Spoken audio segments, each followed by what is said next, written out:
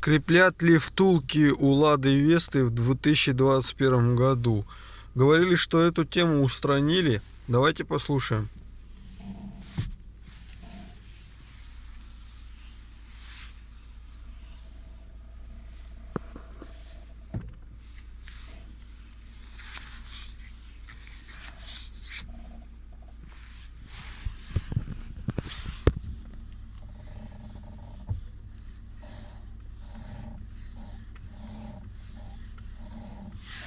Как говорится, машина сама подкидывает контент. Втулки скрипят, ребят. Не знаю, они там вроде как новый вариант, вулканизированные. Но у нас сейчас погода дождик. И реально втулочки-то опять скрипят. Очень неприятная фигня. Жалко, конечно, что не устранили такие мелочи.